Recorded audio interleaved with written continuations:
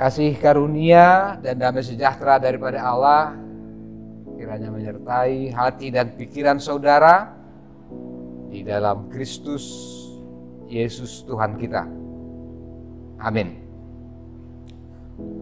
Selamat pagi Amang Inang dan saudara-saudara.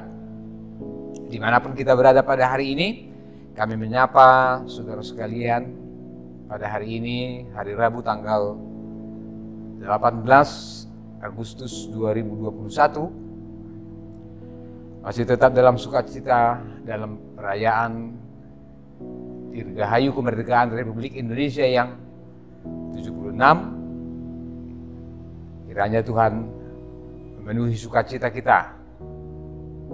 Karena itu selamat pagi bagi kita sekalian. Salam, Horas, Merdeka.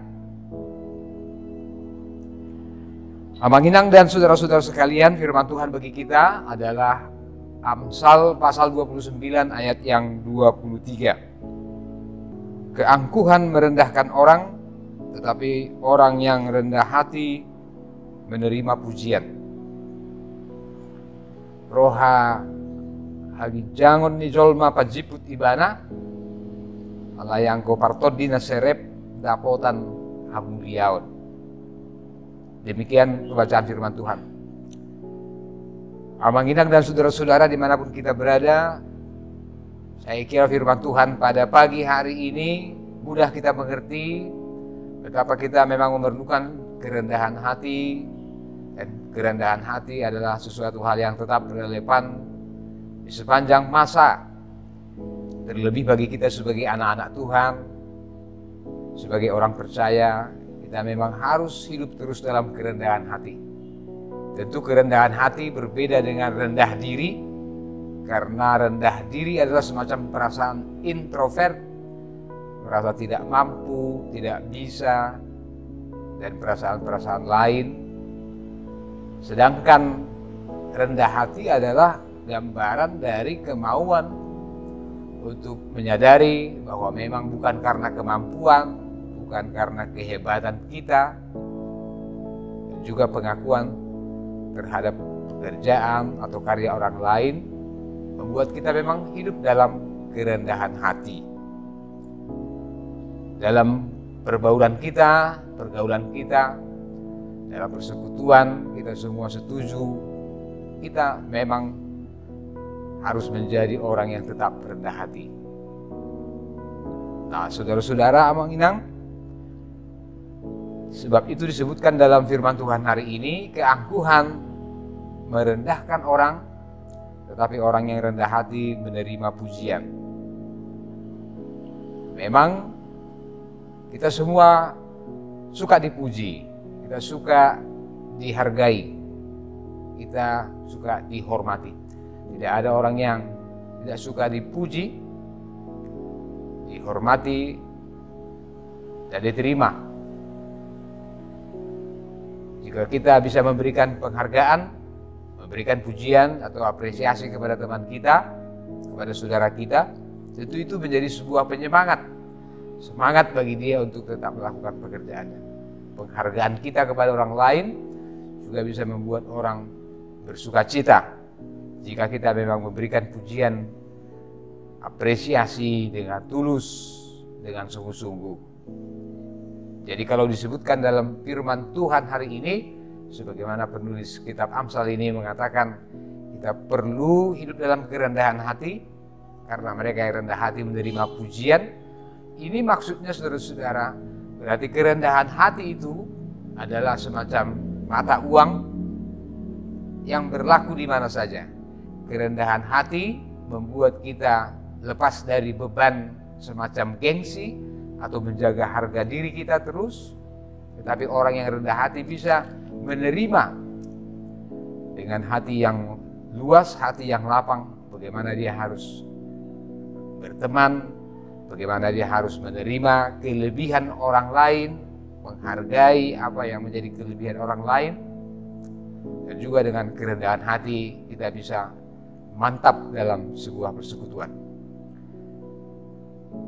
Alkitab seringkali menggambarkan bahwa salah satu teladan bagi kita yang paling besar dalam hal hidup dalam kerendahan hati adalah Tuhan Yesus Kristus. Tuhan Yesus Kristus, Dia adalah anak Allah, tapi Dia mau meninggalkan tahta Bapa di surga, datang ke dunia ini menjadi sama seperti manusia, sama seperti kita. Dan dengan itu Dia melakukan semua tugas dan pelayanannya. Dia tidak menghitung bahwa kemuliaannya, bahwa dirinya adalah anak Allah, menjadi hambatan untuk menyelamatkan umat manusia. Dan itulah sebabnya Dia mau dan rela menanggung dosa manusia, mau menderita hingga mati di kayu salib. Ini semua menunjukkan kerendahan hati Sang Mesias yang mesti kita pelajari setiap hari.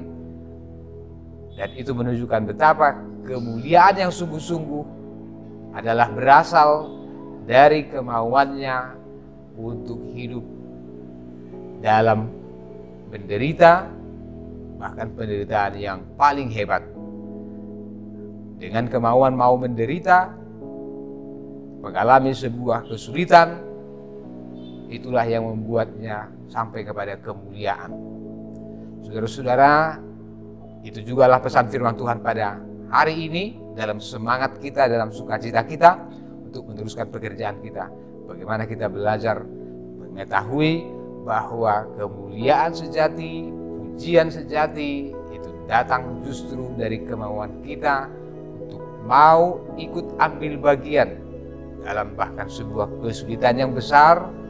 Bagaimana kita bisa bertahan dalam sebuah tantangan dan cobaan sebagaimana yang telah ditunjukkan oleh Tuhan Yesus Kristus. Kerendahan hati juga nampak dalam pergaulan kita saat kita mau menerima, mengakui kelebihan orang lain. Kita bisa menghargai, mengapresiasi, dan memuji pekerjaan orang lain. Menjadi motivasi bagi saudara-saudara kita, bagi pasangan kita, bagi anak-anak kita, bagi teman-teman kita, dimanapun kita berada. Kiranya firman Tuhan hari ini juga menjadi penyejuk bagi kita dalam semua persekutuan, dalam pekerjaan kita hari ini. Orang yang congkak akan direndahkan, tetapi orang yang rendah hati akan ditinggikan pada waktunya. Demikianlah firman Tuhan juga menyapa kita, biarlah kita terus hidup dalam semangat kerendahan hati, meneladani Tuhan kita Yesus Kristus. Tuhan memberkati kita. Amin. Mari kita berdoa. Terima kasih Bapa di surga, kami mendengar firman Tuhan bahwa Tuhan meneladankan kerendahan hati, kemauan untuk hidup, bahkan datang dalam dunia ini untuk menderita, menanggung dosa umat manusia sampai ke kayu salib agar kami mendapat kelepasan dan kemerdekaan. Terima kasih Bapa di surga, ajarkanlah kepada kami supaya kami juga mau hidup dalam kerendahan hati, mengakui, menyadari bahwa hidup kami tidaklah berarti apa-apa jika bukan Tuhan yang menolong kami, menguatkan kami dalam semua pekerjaan kami. Tolonglah kami Tuhan dalam pekerjaan, dalam semua urusan kami, dalam persekutuan kami di dalam hari ini, dan tetap menyukuri kasih karunia Tuhan di dalam kehidupan kami. Di dalam nama Tuhan Yesus Kristus. Amin.